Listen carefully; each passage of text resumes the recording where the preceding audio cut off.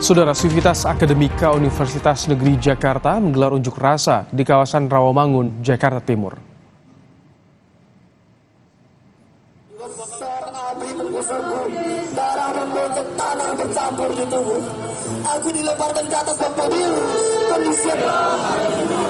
Dalam aksinya, mahasiswa mengkritik pelaksanaan pemilu dan sejumlah kebijakan Presiden Joko Widodo.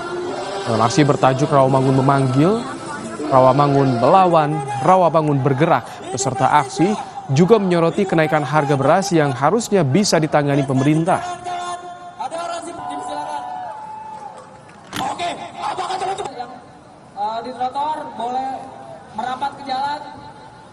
Ayo kawan-kawan, rapatkan barisan lagi kawan-kawan. Saudara, semakin melonjaknya harga beras di sejumlah daerah membuat warga di Polewali Mandar, Sulawesi Barat harus berdesakan di sebuah toko yang menyediakan beras murah Bulog.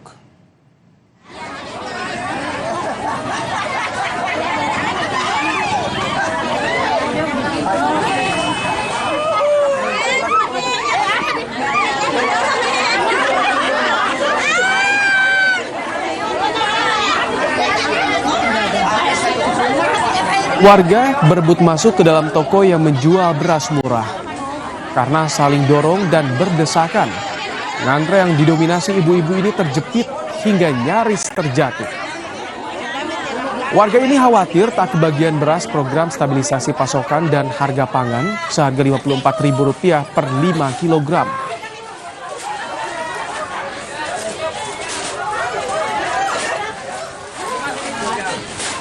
Ya, ini adalah visual bagaimana warga berebut beras murah di sebuah toko di Polewali Mandar, Sulawesi Barat dengan harga Rp54.000 untuk mendapatkan 5 kg.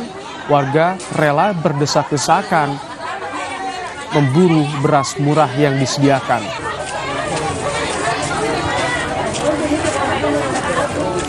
Saya samping lolos kanan lolos, saya tidak bisa jalan kaki.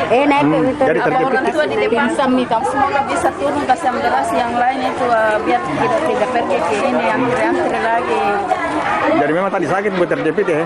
Masih bosan